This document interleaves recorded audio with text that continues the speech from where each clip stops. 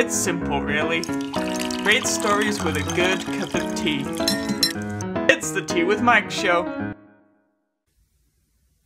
On this episode of the Tea with Mike show, we welcomed Redi Zyka to the show. Topics of conversation was based around acting and modeling and Redi's business. Themes included resiliency, hard work, and determination. So as always, grab a cup of tea, sit back, and enjoy. Alright guys, welcome to the Tea with... I gotta remember that by now, buddy.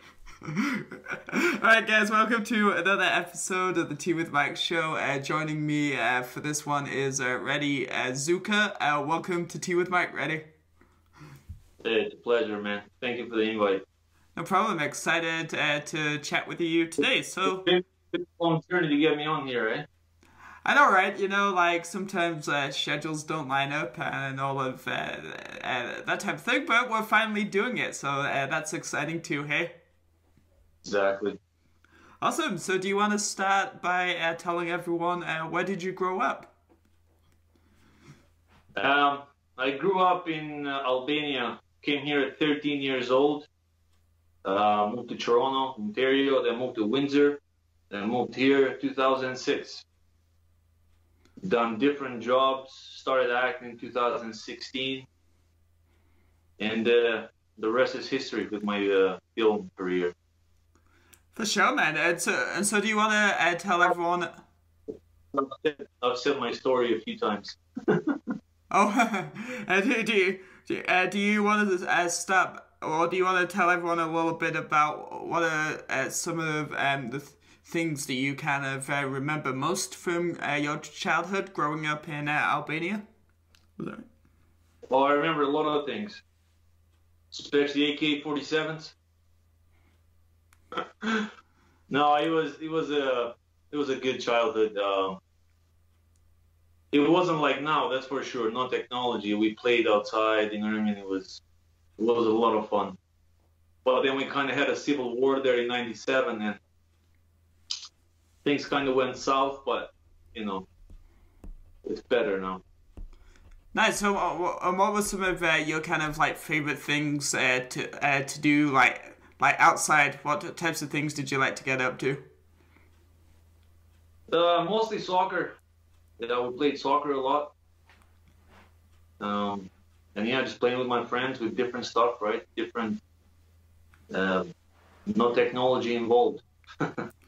Nice, man. And so I'm also a huge soccer / football fan, originally like being from England, and so my football team is Manchester City Football Club. Do you have a favorite football? Do you have a favorite football team?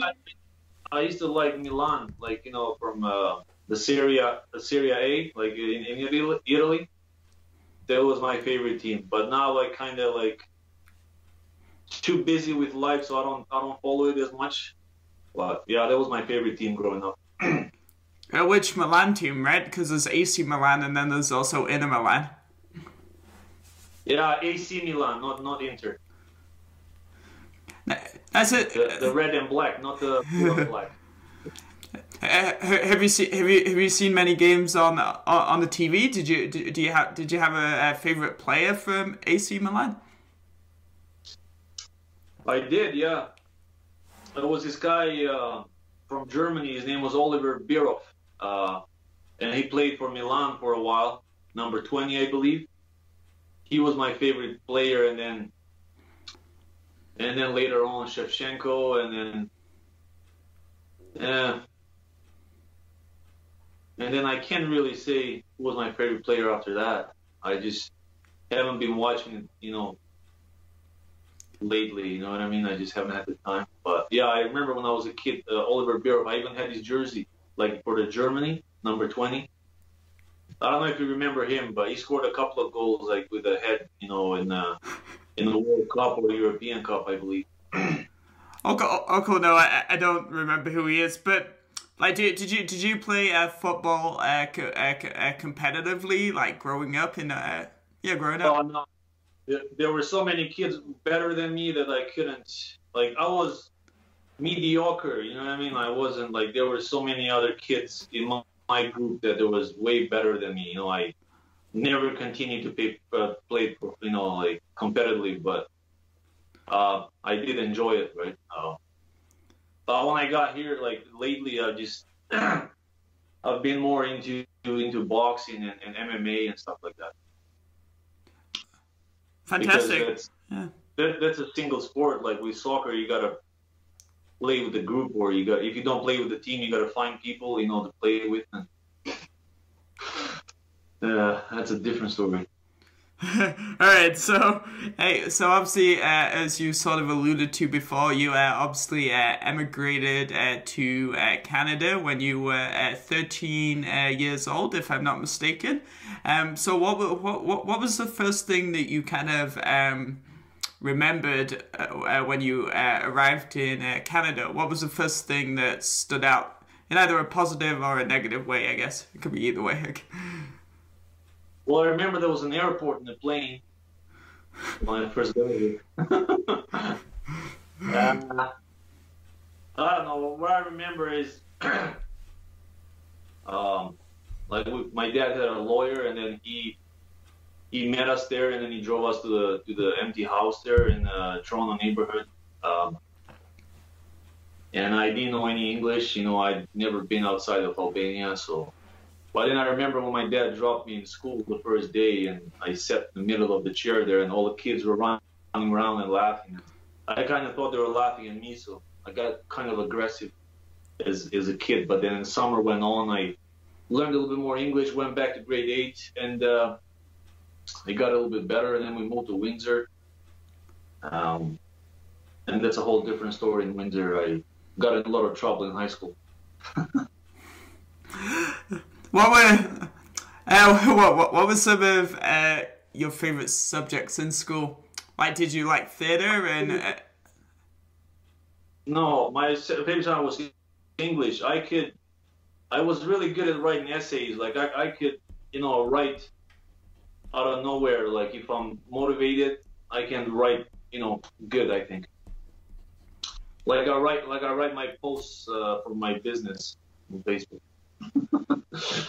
Nice. No, so that's quite interesting. Actually, is there any reason why you like writing so much? Is it because it's something you can do individually?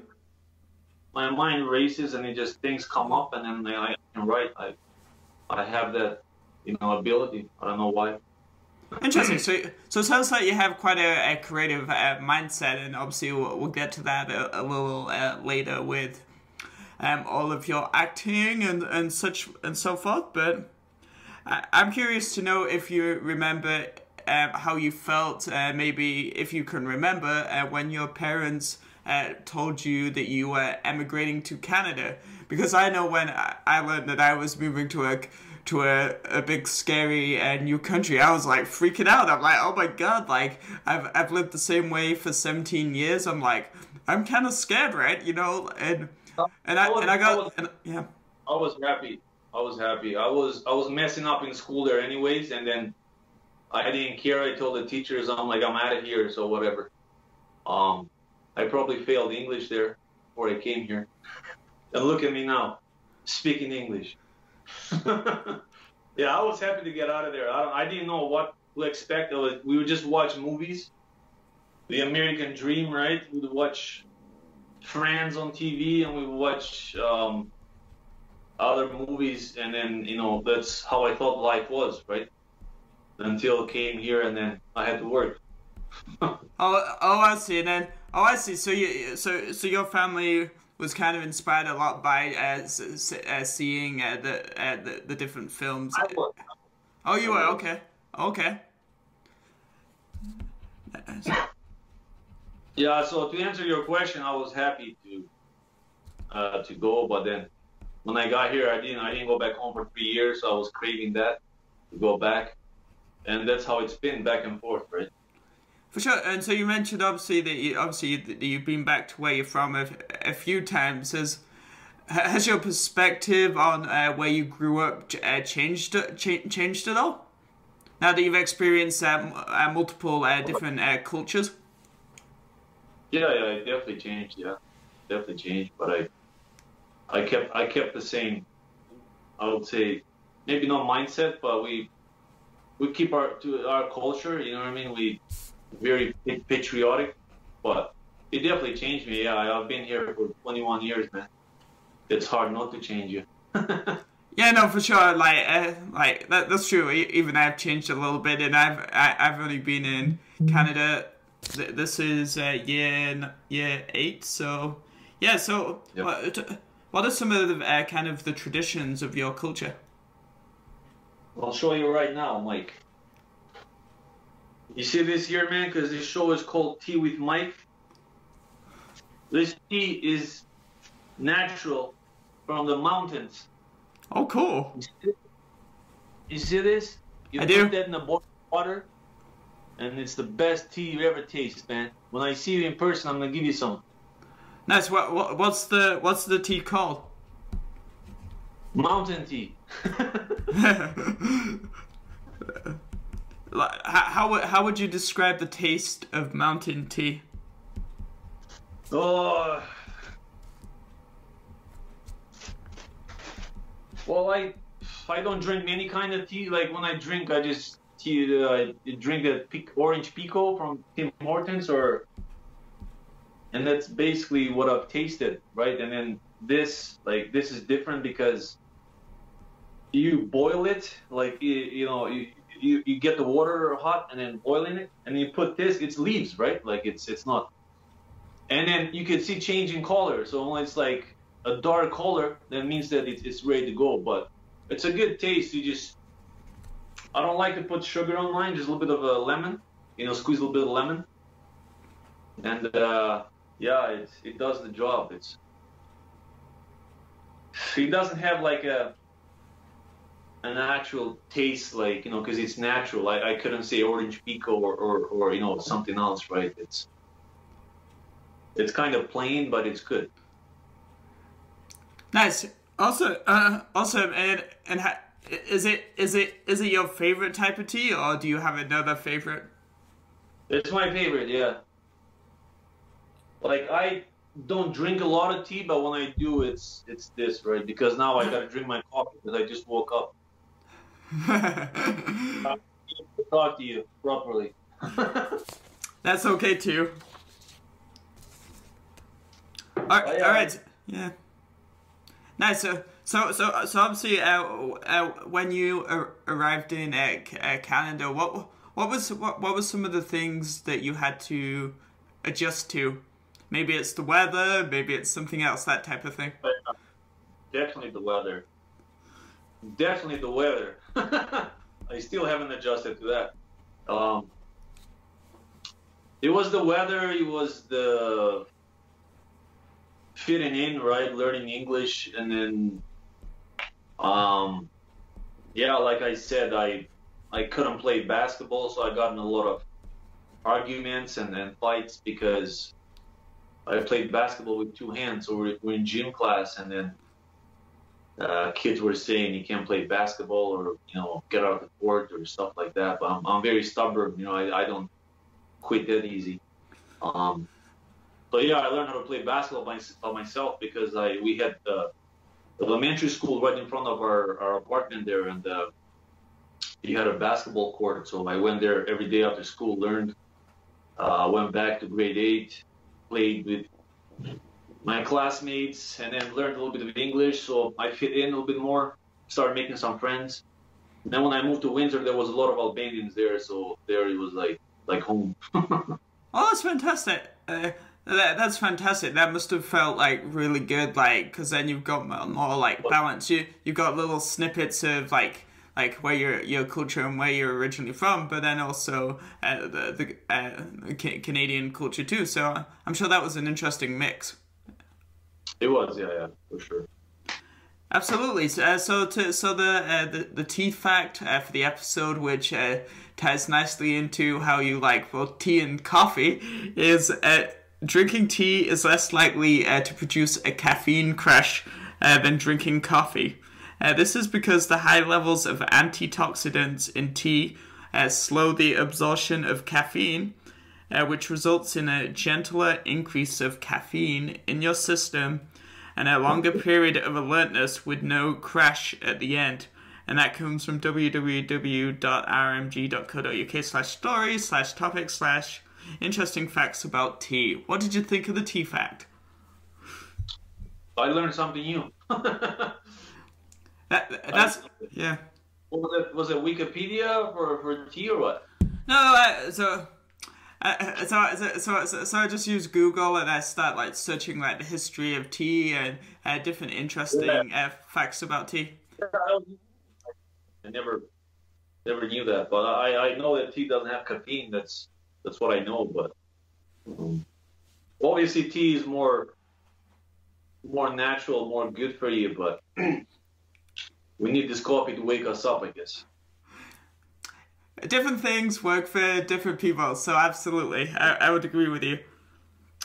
Okay, so obviously you mentioned that obviously you started getting into boxing and even running. Talk to us a little more about what your favorite things are about those particular activities.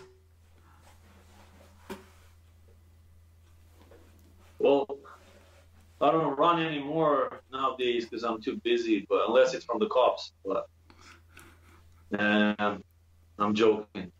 I can see that you like a little a good dig. You know, I like your personality. It's funny.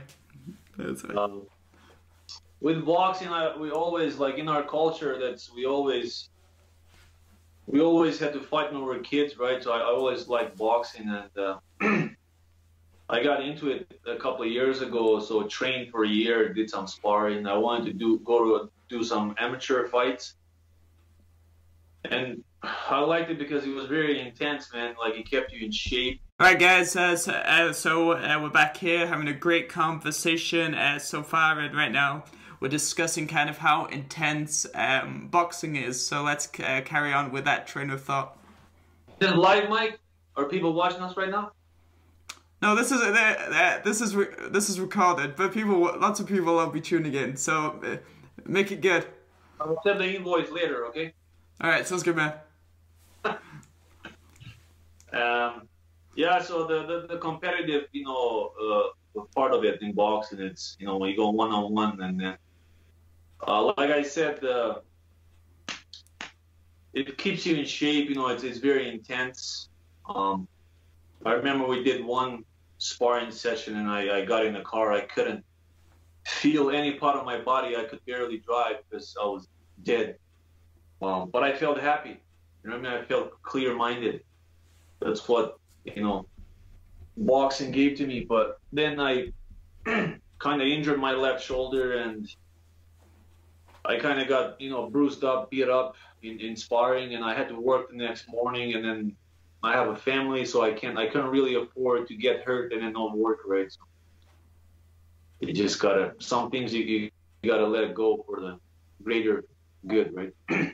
For sure. Would you say that boxing is a good thing to do to, I guess, learn the art of discipline and also controlling aggression? For sure. And for dopamine, like in your brain cells, like it's, There's the activity, and like it gives you a fresh start. Like you feel clear-headed until you get punched in the head. And then you realize that you gotta put your hands up. Nice, for sure. And so, obviously, one of the things you do a lot these days is acting and modeling. So, do you want to tell us about some of the things that, maybe some films and stuff that you've appeared in? Yeah, there's a few. But lately, I've been working with 33 Visuals, Brandon Brown. We got another short one coming tomorrow night. Like I've said in the past interviews, I did one in Edmonton, or based out of Edmonton, filmed in Whitecourt, and that's coming out this spring, hopefully. And that's a full feature movie. We had another one in Edmonton, but it got shut down from COVID, so hopefully we continue that. And I wanted to go back home as well, or to the States, but this stupid pandemic and whatnot. But yeah, just lately I've been working with him. The story with him is we met like a year ago. He was a music director, like, you know what I mean? He had been in the game for a while, but he didn't have any experience in, like, you know, films and indie shorts and whatnot, right? Like, you know, in the film part of things. So we filmed like a 2 minute short, and then we did Ice Blood, and then we did the Albanian Eagle. 10-4, we got another one, and he's doing well, man. He's learning and it's up and coming for sure. Nice, man. So like, obviously, projects as well, like, you know,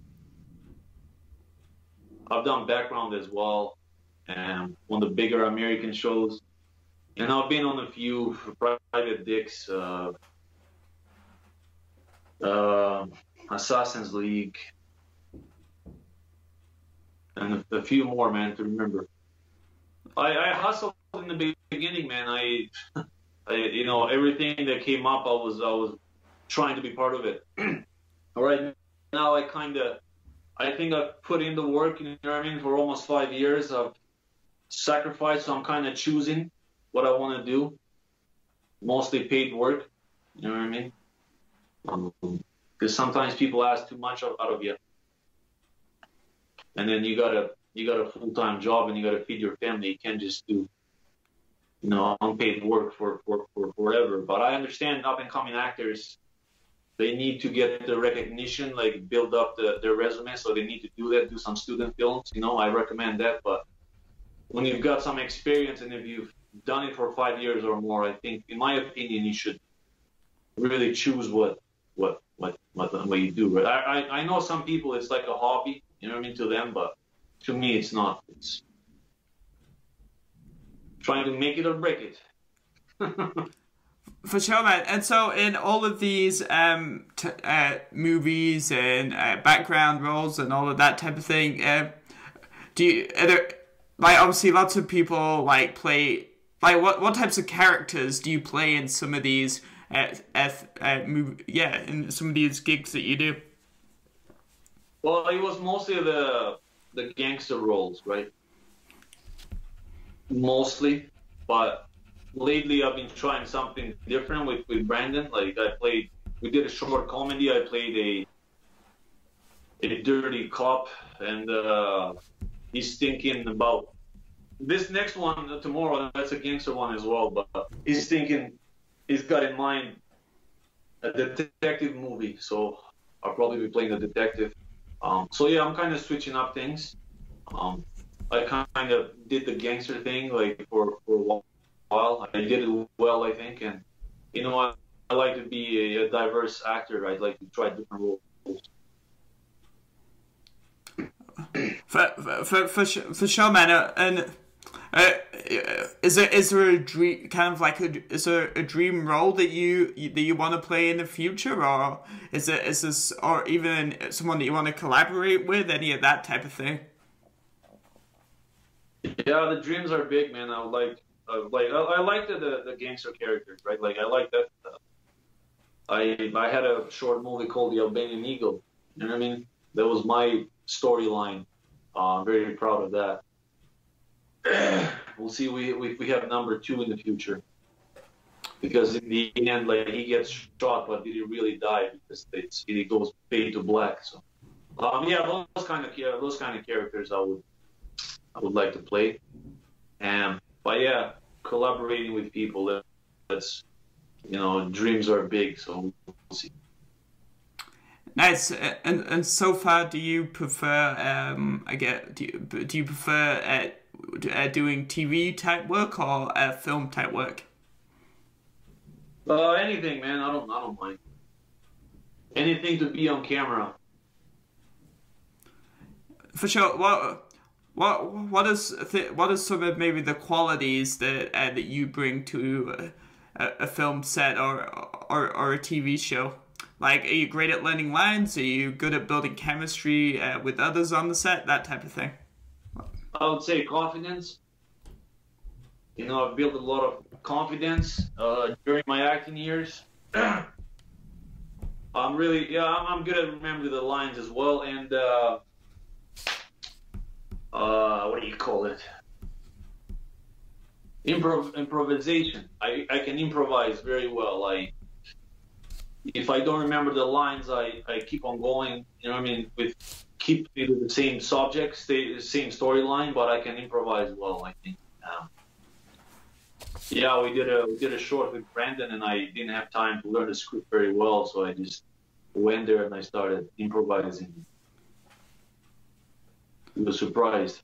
For sure, that's I'm you know, like, I'm not very tense like when I'm on set. Like, I like to joke around. I like, you know, I feel like I'm better when I'm joking. I'm relaxed. I'm having a good time. You know what I mean? It's because I don't know if you've been on this, the background sets like on a big American show. It's very tense. It's, you know what I mean? You got to follow the rules. You can't do that. Can't do this. But you know, it's they spend a lot of money, so like you know, time is money for them. So, and on the smaller indie shows, it's more relaxed. It's fun. But yeah, that's what I think I bring to the table. Nice. And do you think it's important to experience lots of different types of setups? Like you just mentioned the English show setups versus an American show setup. Do you think it's important to experience both to become more rounded? Yeah, you gotta experience different ones. Like, you know, up and coming actors should do small, you know, student films, but they should do the background roles as well, because they could see how the big shows run. And it's way different. It's a way different setup. They got all the good big cameras and crews, and then when you do an indie show, you got one guy with a camera, right? Yeah, you got to experience both, right? I've experienced commercials, big shows, you know, small indie shows, and photo shoots and whatnot. A little bit of everything. For sure. And so what's because obviously you just mentioned a few different types of work. So what is your favorite type of work to do? Do you like a one-day shoot or appearing in a commercial, which are often shot over a smaller length of time, or do you like to get your teeth stuck into a bigger project over a larger amount of time? Yeah, like I'll prefer, you know, full feature movies, right? Like, if it's paid, if it's worth it, right? So, but if it's just a short indie film, I'll prefer the 1-2 days, right, on a weekend, and get it done, get it out there. But yeah, I had for the White Court, or the White Court we filmed last summer, I had to go 7 or 8 times, driving 9 hours back and forth with 2 hours sleep. And then I had to go pull in a full day on set, like 8 to 12 hours, and remember like a full 3-page dialogue for one scene. That's what I'm saying about the sacrifice, you know, that you put in the sacrifice and the work, and then you should, when you have the experience, you should kind of choose what you want to, you know, be part of, right? Right, for sure, because time is so limited and you can't be everywhere at the same time, for sure, right? I have my own business and I have my own company, and I'm like constantly busy. Like, you know, you have no idea. Like, and I can't really, you know, leave that behind and then go. I don't know. It's for when new directors, new producers, they should work with up and coming actors. You know what I mean? If they want experienced actors, then they should have a budget, I think. For sure. So obviously, when you sent me some notes to kind of prep a little more for this, you talked a little bit about how you landed a big supporting role for a full featured film, actually based out of Edmonton. Is there anything that you can tell us about this at this stage? Yeah, that's the White Court one. Oh, that's the White Court. Okay. It's called Spearfishing. It's yeah, I can say a few things, man. I play a Russian He's a diplomat slash gangster. He comes from a family that his father was a part of the USSR. So basically, he came from Russia to Canada with bad intentions with his group, right? So basically, he's got this other Russian. He's a computer Oz, and spear phishing, meaning like he's hacking accounts. And then you got the Canadian police. So we got one character. He's going after these guys because they're showing up as diplomats, as like, businessmen, but behind the scenes, they're really, gangsters trying to, hack some money. And then, this one cop, he gets in the way, and then there's complications. Yeah, it's a good film, it's well thought out, and I think it should be good. We're proud of that one. Nice. A good crew as well. Good crew, talented actors. I can't really say any more like what happens at the end, but Of course not. kind of the storyline is this, like, the Russians coming in, acting like they're the good guys, but and they're paying off a few government people, but this cop is like he's not having it. He's a good guy cop, does his job well, and he tries to put a stop to the. Nice. When can people see this movie? Well, see, the trailer is out, but Okay. I think he's gonna have a screening in the spring, I believe. He's gonna have a screening in spring, and then I don't know what offers he got. Whatever the the film is gonna end up, right? I'm hoping it ends up somewhere, like if you can sell it to Amazon, or that would be great, right? We should all dream for the stars, right? Yeah. Cool. I know a guy in Edmonton, Brandon Rhymes. His movie Hotbox went to Amazon Prime. Anything's possible. And I worked with Brandon this summer, so he's got we're gonna continue this spring as well. Great crew to work with. Yeah, Brandon's actually fantastic. I've actually had him on the, you might know, I've had him on the Tea with Mike show too. So I've had the opportunity to ask him about his screenwriting, and it was very interesting how he comes up with his ideas.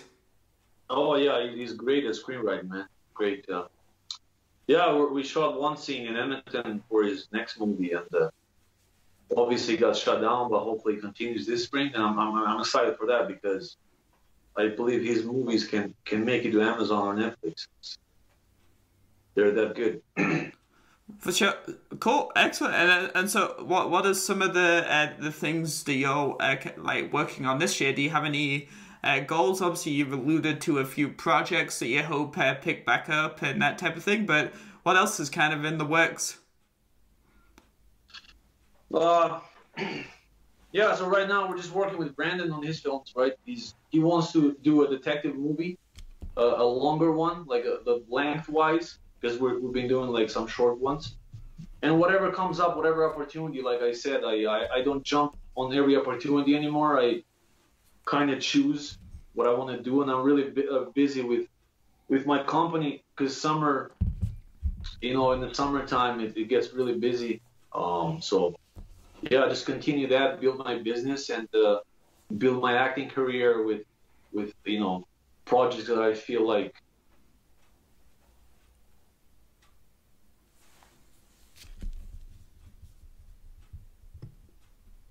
See what I'm saying, man? Sorry, like my phone never stops ringing. That's all good. We'll keep it relevant. Yeah. So okay, cool. So talk to us a little bit about your business. What's that all about? We're a mobile windshield replacement service. I used to work in a shop for years, and now I got my own company. So basically, we go to people's houses to their own comfort. It could be their their home residential, or it could be their workplace, or a parking lot where they're going shopping, or a mall. We go show up at the parking lot, get the job done. Lifetime warranty on our workmanship. We got great prices, and we're very experienced. Best quality out there. So Windshield Specialist, the best mobile company in the city. Hit me up. So nice. So I love it. So I got a website, windshieldspecialist.ca. I got a Facebook page and a Instagram page beside my my acting pages. Nice. How's What I do? I get to act and change windshields, man. Nice. And so how has business been so far? Busy, very busy. Yeah, it's busy, and it's been winter. But I can't really think of how it's gonna be in the summertime. But that's a good problem to have because a lot of people are out of work right now. So it's it's a good problem to have. You're busy. Nice. And so like, how long have you had the business? I started last September, so September of last year, so a few months. And so like, did you find it difficult to find customers, especially at the beginning? Yeah, it was hard in the beginning until you build a good name and then word to mouth. You know what I mean? But I even go door to door. I've been to a few shops that I've dropped business cards. Right, I'm not afraid to go and ask. And then on Facebook as well, and on Kijiji, advertising. And yeah, it's a competitive business. You know what I mean? But sometimes cheaper is not better. There's a few guys that are doing it for cheap, and we have to fix our problems afterwards, after it leaks or it rusts. Or so if you want to get good quality at reasonable pricing, I know people are out of work, but sometimes the cheaper and faster is not the better way. All over the long run, right? Yeah. What interested you about starting a business in that particular area? I just wanted to be my own boss, man. I have the work ethic, and I work hard with the company I was with, but I was making the other guy rich, right? I wanna feel proud that I have something on my own. Yeah, I work hard, late hours, but it's my baby. I love it, man. And so, kind of, finally, what is one piece of advice that you would like to kind of, based off everything that you've experienced so far, moving countries, etc., to all the different things you got going on, to your hard work and determination and resiliency? What is one piece of advice that you want to install / pass on to your daughter as she grows up? Well, I always say, man, I say hard work pays off. That's I'm not just saying that. It's not something cliche that everyone says. I really believe it. I think if you put your mind to something and then you work hard, and you don't quit, you can do anything you want. It doesn't matter the age. I've said this before. It's not only for the kids. It's for people trying to change their lives, even if in the later years. You know what I mean? 50 and over. It's never too late to follow your dreams. Basically, you got to put your mind to it. Just say, why not me? Ask yourself that question. Why not me? You see other people doing it. Why not you? If they can do it, you can do it. Everyone's smart. You know what I mean? In their own way. So, yeah, I'm really positive in their way. I'm not a negative person. I believe that people can achieve things that if they work hard. Fantastic. So the final question that I really wanted to ask you, based off your story and your hard work, your resilience, and your determination and looking to build your own success, all things that I can draw parallels with myself and some of the different things that I'm trying to achieve and I've got going on. So I want to ask you, who are the people who have inspired you the most in your life, and why? Well, there's different people in different times. You know what I mean? When I was younger, it was somebody else, and then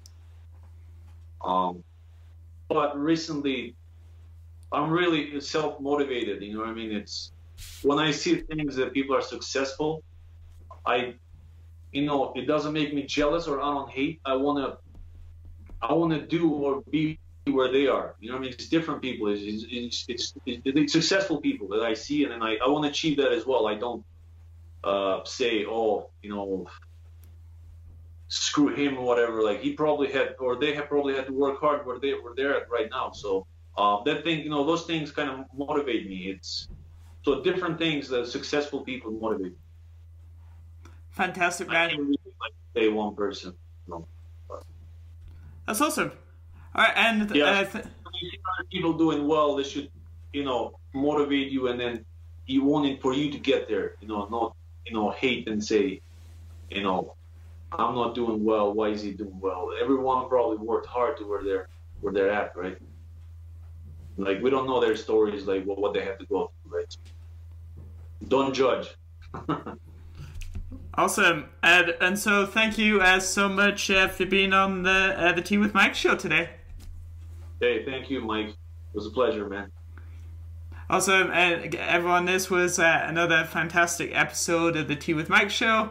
Appreciate you watching all of these amazing stories from around the world. Where am I going to see this? On Facebook, on YouTube? Oh yeah, absolutely. You'll have your own page at teawithmike.com, and then we can definitely promote it on like the different social medias too. Yeah, for sure. I can do that. Awesome. Thanks, man. All right, man. Cheers. Have a good weekend. Yeah, you too. It's the Tea with Mike show.